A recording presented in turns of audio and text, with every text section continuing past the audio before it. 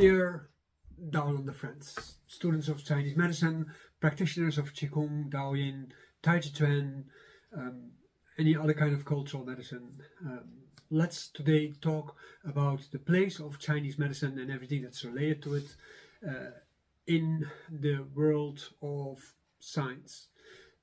Does Chinese medicine belong to the realm of medicine, or does Chinese medicine belong to the realm of anthropology? This is the base of the question we are going to try to answer today. And I'm going to make a strong point that actually Chinese medicine should be studied as a part of anthropological studies and not of medical studies. The problem is that Chinese medicine will never find recognition, pure recognition, for its own science. Chinese medicine has gone through a lot of transformations over time, but the largest transformation is the one where Japan started to adapt their medicines towards the Western medicine that was imported by the Dutch, and that as a result, all the East Asian countries, they all adapted their medicine. In England, in India with Ayurveda, exactly the same happened. It is a general complaint that ethnographers have noticed over time that namely the original knowledge of different cultures has disappeared in the favor of Western medicine. And that means that the conceptualization of the modern state of being has become very much simplified and therefore more controllable by, well, what we usually call big pharma, governments, industry, and so on and so forth. So here is an important issue, because most Chinese medicine schools are generally bound to the recognition of their profession through biological medicine and biological knowledge of the West. And I think that is in essence unfair. So let's get into this and try to see if we can create a better format, and that is actually the format that the Daoist program follows. And if you are a student of Chinese medicine, you want to skip wherever you are and you want to join this program because it offers you a better perspective on understanding Chinese medicine, after this video you probably will understand a little bit more about the place of Chinese medicine in the world. The first thing I probably have to point out is that at the moment when you want to study Chinese medicine, you have to have a clear notion about what you want to study.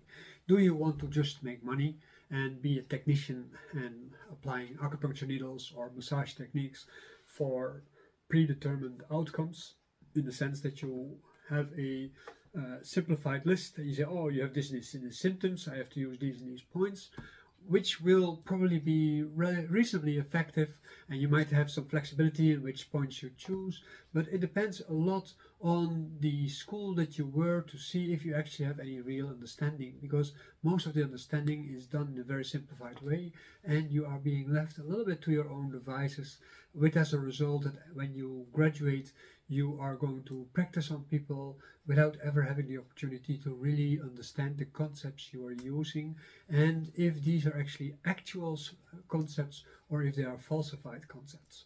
These kind of things are very important, because in science, and medicine is a science, no matter what culture you go look at, in science the precision of your terminology and the understanding of what things mean and how to apply them under all circumstances is the root of your profession. And at the moment when you say, like, but I learned about yin yang, I learned about 5 elements, oh, I learned about energy, I learned about meridians, and so on and so on. You prove my point, and you have to look at other videos that I made to see why you prove my point.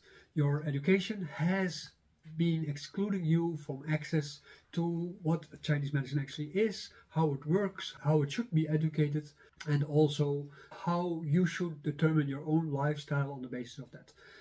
When you look at the profession of medicine in Chinese history, you see that concepts have changed over time, so there is nothing about that. So the fact that things now mean something completely diametrically positioned against the past is in itself not a big problem, but I am pretty sure that you wanted to study Chinese medicine because it's interesting, you know, it is strange, it's alien. until you discover that what you have been learning actually is Western medicine.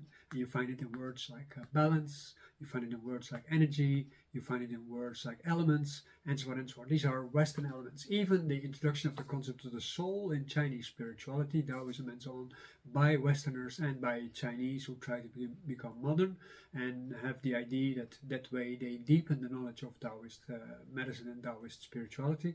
Even these people, they, well, I actually don't have any words for that.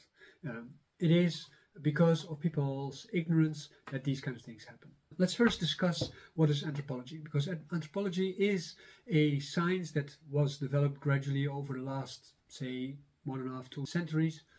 And in that process, people started getting interested in the cultures that they were colonizing, and they were developing all kind of ideas. And in the beginning, it was just to prove that our culture, our Western culture, our European culture, that's the Western culture, was superior to any other culture. All the cultures that we birthed, like the Australian and the American and the Canadian and the South American cultures, these are all derivatives of our way of thinking, and therefore they carry the seeds of our way of thinking, and they basically extend that to also the minorities. The people are now the minority, but we used to be the majorities in these countries, and have had to adapt to our way of thinking. In Asia, because of the power struggle between East and West, the enormous economic power of countries like China, but also the political power of countries like Japan, there was a lot of resistance against the West as military and colonial power, but at the same time they have absorbed a lot of Western culture and so on and so on, and that did lead to the changes that were being introduced in the Qing dynasty at first, and later on by the nationalists and the communists. And we have a tendency to blame the communists, but in fact the Japanese started this. It's the Japanese fault. They did that because they found out that their medicine did not include all kind of things that Western medicine was doing, like for instance the circulation of blood in the body. And this is also where the circulation of qi in the channels, in the meridians, comes from, because there was no circulation in the channels. There was something being transported, but if there's anything transported, that was timeliness of a particular kind of action in the body that was being followed up in a particular kind of way. So this timeliness was important. There was no substance moving from one part to another one. Our body is a conglomerate of, say, institutions, and these institutions, they all have something to do, and there's particular times where they can have the resources of the body to their full control, and they can do the best of what they have to do. And some prefer to do that in the night when you're sleeping, and others prefer to do that in the day.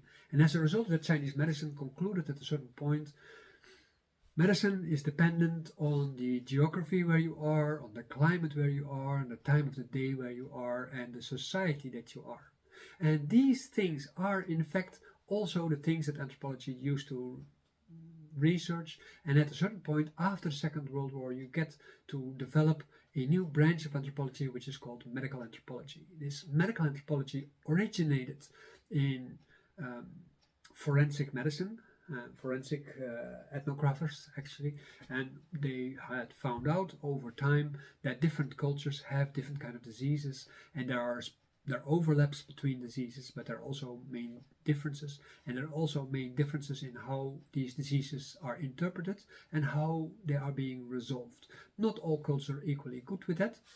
I'm sure research shows that they are not as good as we, of course, but at the same time, on average, you can see that poverty was the main reason why people you tend to die early, and if people were more prosperous, they had more rich resources food-wise, then they would live longer life. So even the most primitive people, they could live for a long time, and they would be able to find solutions for all kinds of diseases.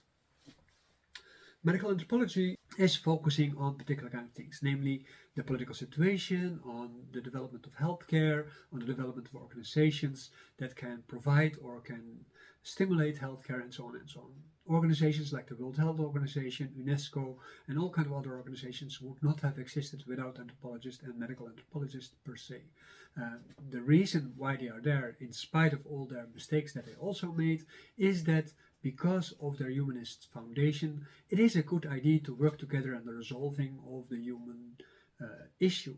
In Chinese culture as a whole, already from an early time, the Tang Dynasty to be precise, and also even in the Hongdian Jing, of course, there was already discussion about the fact that people should have a sort of a support in their life, and they should have a form of healthcare. And the question was usually, and it started in the Tang Dynasty and did lead also to Wudang Taoism indirectly in a later time during the Song Dynasty. And these ideas, they were there to try to figure out what should be done, what should be given to the people to make sure that they actually would be healthy and that they would have long lives and that they would be successful. And of course, in Chinese medicine, the idea of disease and the idea of aging is the result of wrong living. And then your geographic and social and whatever kind of factors, they all play a role in that, and to aggravate the problems that you might have because of the ignorance of dealing with yourself, your emotions, your feelings, your movement, and so on and so forth, your diet. At the moment, when you look at these kind of perspectives, you see that the ideals for the development of Chinese medicine and that one of medical anthropology, they are overlapping to a very high degree, and as such, I make the claim that actually Chinese medicine is a form of medical anthropology and not so much a form of medicine in the way how Chinese medicine or how Western medicine is seen in the West as an independent science. You have to understand that Chinese culture as a whole, in their perspective on health and in the perspective of disease, they make a clear separation. And in that sense, in the respect to health, they say people need to be educated in the way of how their body lives. In our Daoland program, we have several programs to help you with that. We have programs about immortality, we have programs about parenting, where all the different kind of stages of life are being explained, and things that you can give to your children. We do this same with Kung Fu for kids, in the sense that when you learn Kung Fu to your kids, they learn to become more precise in their movements, and because of this becoming more precise in their movements, becoming better in creative expression, becoming better in intellectual expression, and becoming better in motoric expression. So all the kind of things that we usually validate in society a lot. And the reason why they become better at that is because they learn to focus and they learn to let go of all the things that are not required for actually succeeding. Because most of us, we have all kind of problems because we have doubts about all kind of stuffs. And at the moment when you look at the agenda of Chinese medicine, then you can see, okay, there is this cultivation junction, like what we do in Daoland, and also what is originating in the Wudang Mountains, in the sense that we are trying to develop a way of living which is holistic in many ways, but also complete in the sense that you as a person, you have the responsibility to manage yourself in such a way that you cannot let yourself fall apart because, you know, that is just convenient because I have to earn money for my job, or I have to do this because I like this, I'm addicted to this, or whatever kind of reasons. Then there is the Yangshan as a whole, where people can take care of each other in the form of doing classes, getting massages, learning to rejuvenate the body with acupuncture. All these kind of things, they're all very important for the development of our health. But then as a separate category, we have the emphasis on treating of diseases. Unfortunately for Chinese medicine, in modern societies, the emphasis is mostly on medical treatment, so treatment of all kind of complaints, because there's where the money is, because people are in need, so you can ask a lot of money. You can see that on medical healthcare systems in some countries, like in the USA, where the need of people is being exploited to the max. But also insurance companies in other countries, like in my own country, they exploit people to the max to make sure that they earn a lot of money and that your healthcare is basically the same standard as it is in every other country. At the moment, when we are looking at that, you see that in Chinese medicine, the treatment of disease is a secondary thing. Because as a person, you have the responsibility to take care of your own health. The education of health is very important. What happened in modern China is that Yangshan part was mostly combined with spa medicine. And spa medicine, as we all know, is very nice, but to feel comfortable and to feel not relaxed, not stressed, is seen as the main reason why people would get healthy. And that is not exactly what in Yangshan is being said, because there is in China, for instance, traditionally no word for stress. There is a word called yali, and that basically indicates that you have high blood pressure. And as a result of this high blood pressure, you actually have vitality. If you don't have vitality, then you are, of course, already on your way to aging. But at the moment when you are very tense, and this high blood pressure is actually going to be harmful for your health. So these are specific cultural understandings that are lacking in the West, because here high blood pressure is supposed to be very dangerous, and your higher heart rhythm is being battled with all kind of medications to thin your blood, or take medication that will lower your heart speed or anything like that. But nothing is being done on the tension that is present in your body as a whole. Although they say, well, maybe you should eat less fat, maybe you should eat this, maybe you should do that. But there is more like, you can't do that mentality in that. So what we see here is actually what medical anthropology tries to show, namely that every culture has methods of being busy with health, and that there are methods to be busy with medication, but this medicine and this health is also being put, usually according to medical anthropology, in the context of culture. When we try to describe medical anthropology, we are seeing a science that is interested in the workings of evolution in our biological functioning, how evolution changed us and shaped us, how we adapted, and also how we are different between cultures. That is a very important part. And also they look at racial types. We can say whatever we want, but there are racial types. I am in favor of mixing of racial types. Migration things also, because it helps to create vitality. But as a result of that, culture also change. Like for instance in the West, because of refugees from Africa, from Turkey, from Syria, from other countries, we get new ideas, and these new ideas actually revitalize our European culture. And this revitalization brings new ideas and also new survival methodologies. It also goes at the expense of some of the older and also stale principles of that old culture, but they also at the same time go at the expense of the culture where they come from, because the people who come here, they also adapt, of course, even though some people seem to think that they don't adapt. In fact, they are growing as a culture too, and we are growing as a culture too, and together we merge just like in any other marriage, and eventually we become a new culture. For the people who stay behind, their culture goes into another direction, maybe influenced by what people send back from the new culture, but there is also at the same time their own development, and that can go in any kind of other direction. And that diversity actually is why humanity is so strong in its history and is surviving apparently every kind of disaster. Medical anthropology also has a strong ethnographical interest in what is called primitive medicines. Chinese medicine in that sense is seen as a primitive medicine and as a pseudoscience and so on by anthropologists. It's a little bit of a pity because they are of course very much European centric in their analysis of all kind of things, and this is maybe justifiably so, but since Chinese medicine already is its own medical anthropology, I think they could live side by side pretty easily, and they can adopt each other's methodologies and perspectives to a large degree without any harm. And we call this a branch of transcultural sciences as such within the Daoist program. Then there is, according to this medical anthropology, also a strong overlap between society and personality. When we look at medicine, we usually focus on how a person can be treated. And at the moment, when we look at that person, its diseases, we see them as independent entities. In the past, in Chinese medicine, for instance, people saw that individuals were possessed by entities, by demons or by ghosts or by curses or anything like that. But these curses and so on, they only did exist by means of cultural values. So everybody believed in these things, and that's why they had a power.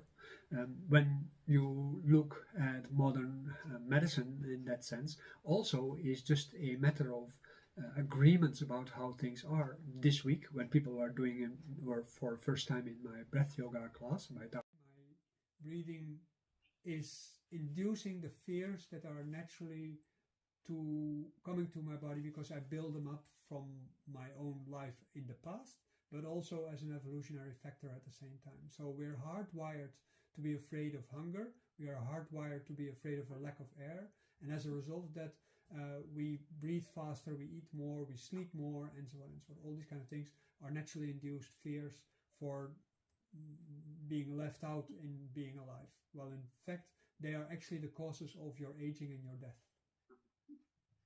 Yes.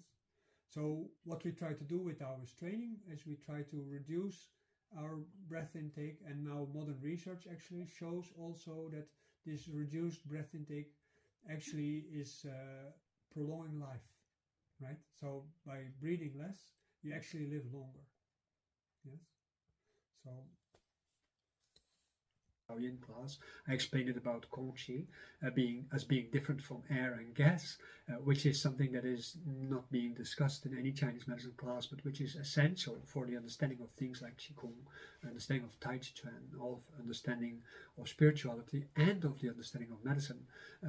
But because of that difference, you get completely different kind of outcomes, and a lot of things that are seen as mystical or spiritual or anything like that all of a sudden become very practical. And that is the whole point. And medical anthropology is very practically oriented, and Chinese medicine also in the same kind of fashion, looking at people and their society that they are in and the nature that they are in, and so on and so on.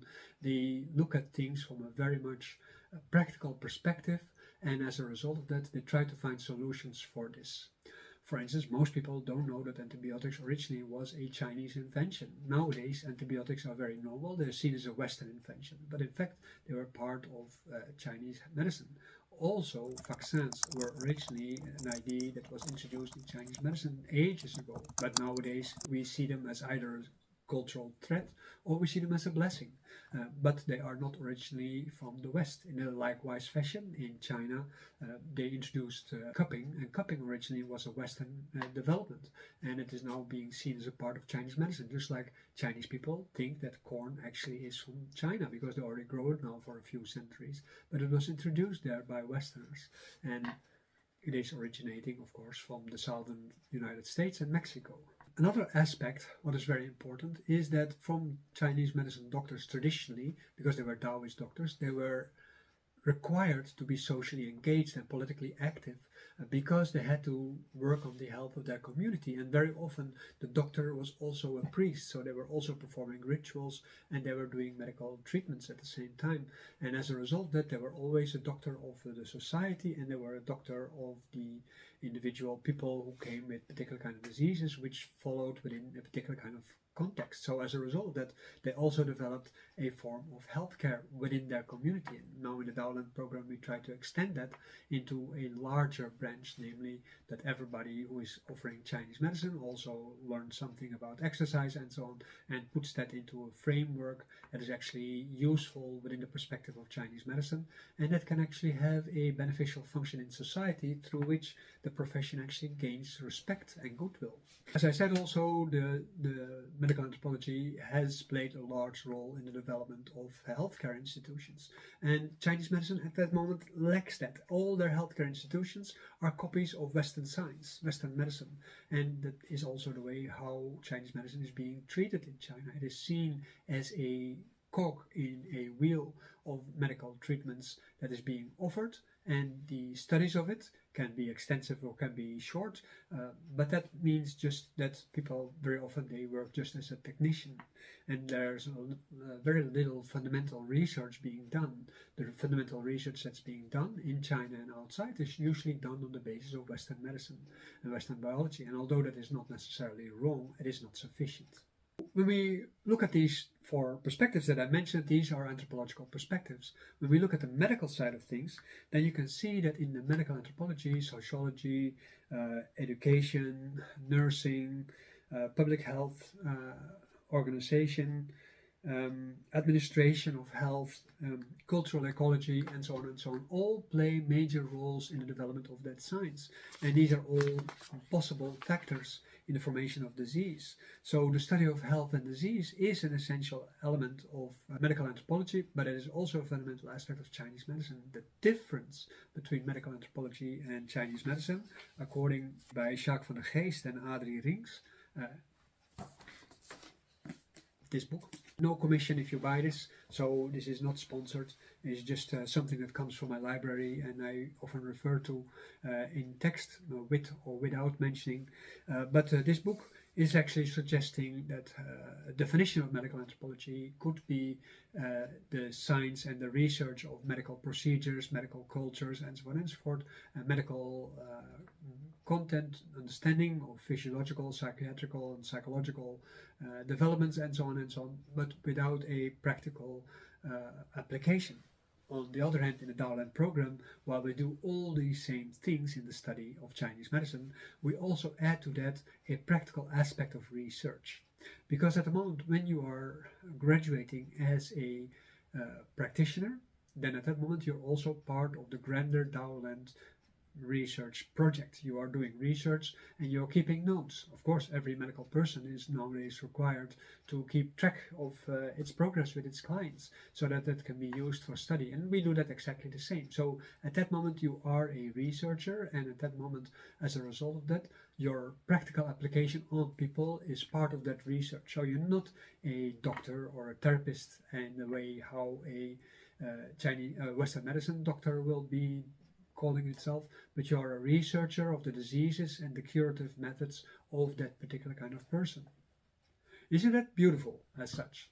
I think it is actually amazing that this option exists, and if you are really seriously interested in Chinese medicine, you might seriously consider to choose a study like this compared to the more superficial studies that people normally have. The amount of hours that people spend in apprenticeship, in study hours and so on, in actually coming to understand what their studies is about, actually is insufficient. I think that every medical practitioner in Chinese medicine, they should have the same amount of hours as in regular medicine. There is enough material in Chinese medicine to do so, because in your self-cultivation, in your development of the abilities of your body, of your mind, of your concentration, of your control over your internal organs, your breath work, your way of reasoning, your way of being in the world as a whole, all these things, they take a lot of time, and they take a lot of reporting to yourself, and of course also to your mentor. Because at the moment when you are learning to develop yourself into these different kind of sites, you have to understand that you are going to need advice, because Chinese medicine says basically everybody has to be trained to be able to understand what things mean, but the meaning is not necessarily explicitly explained to you, but it has to come to you through your understanding of your own body. So language is very important. Using Western esoteric language or using Western scientific language in that case doesn't suffice, like I already explained about Kung Chi and about Kung, and the way how it's being determined nowadays in Western medicine, or in the way of energy, like I used to explain in many other videos. And there's a lot of other things.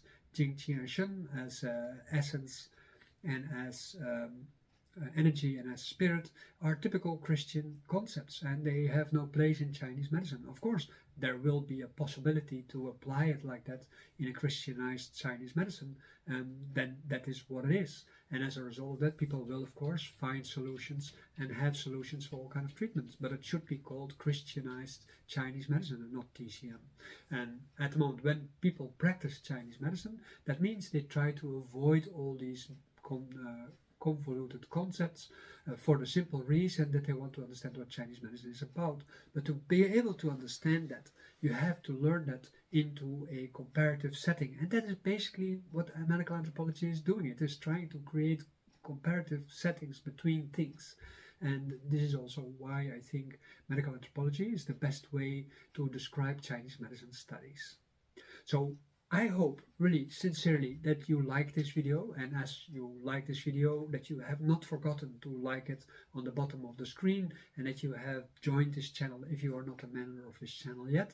If you see this movie inside the bachelor program, or if you want to see it in the context of the bachelor program, just sign up. You will find the links below. And at the moment, when you are thinking like, I should actually take care of my health and I want to know more about how that actually functions and how can I actually do Qigong without the use of the word energy, well, then just join my classes and you will figure out very quickly. I will make jokes about everybody who uses the word energy, because it is so completely outdated and superficial. And as a result of that, it actually completely falsifies reality. When you talk about your emotions and your feelings, you can use the word energy all you want. Oh, the energy of my feelings, my love, oh, give me so much energy, and so on and so forth. I don't care. But at the moment when you talk about Qi, you talk about blood, you talk about Jing, you talk about Shen, and use the right meanings. So let's end this video before I start rambling too much and start talking about this too much. And welcome to our next video. Our next video is going to be a live session about astrology. Yeah, about the Spring Festival, and we're going to talk about the different animals, and we're going to answer all kind of questions that also relate to my previous video. So enjoy.